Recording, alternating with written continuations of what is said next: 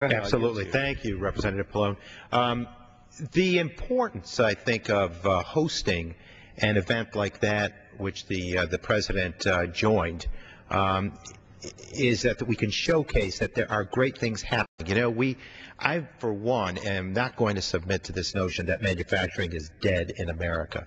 I cannot, with the pioneer spirit that I detect all the time, for any moment, submit to that logic or that thinking. As the President was hosted by GE, specifically by its CEO, Jeff Immelt, he and so many others believe in the workforce and in the creative genius. Leaders, labor leaders like the late Joe Battolino, who was a union voice for GE workers, Helen Querini in the past, all of whom fought for the dignity of the worker because that worker was providing the intellect to take us to the next plateau. And so what they talked about here was the fact that not only are American workers producing a high quality turbine, but we're also exporting to places like India. And as the President said in his speech, you know, we have bought many a Chinese good in this country. It is time for China to buy our products. And I think he is setting a good tone, so that there is this fairness that is associated with the trade out there, and that we as a nation not only need to make it in America, but we have to put an emphasis on exporting. And when those emphases are put into play, we will then prosper as a nation.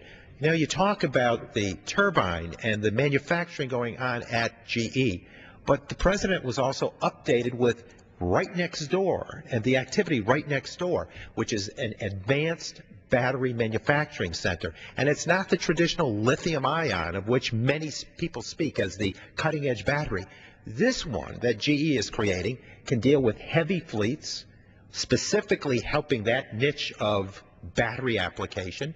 It can be used for energy generation, and then perhaps one of its greatest functions, it can be used to store intermittent power. So if we reach to the sun, the soil, the wind to produce our energy needs, and it has an intermittent nature to it, we then put value added into that supply of energy because of the storage potential of this new battery.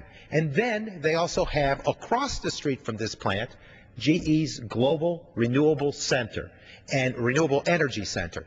And what they're doing there is doing this global strategy on renewables. And so the turbine blades that are manufactured there, all of this is that cutting edge technology that enables us not only to create jobs made in America, exporting around the world, but also growing our own energy independence and our energy self-sufficiency, which to me is a strategic bit of policy. So this should not be about Republicans fighting Democrats or Democrats competing with Republicans. This should be America moving forward with a progressive plan, with a laser-sharp focus, joined with the message of the President to make certain that we compete, not with each other, but with other nations.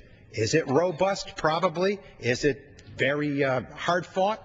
Most likely. But we got to be in it, and we have to have the passionate resolve to make a difference by investing in those key functions like education, higher education, basic research, R&D, modernization of our manufacturing centers. You know, people will tell me when they hear this manufacturing thing, they said, we can't compete. Other nations will do it cheaper. We don't have to do it cheapest. We need to do it smartest. And when we do it smartest, we win. We sharpen our competitiveness, and we can win on the global scale.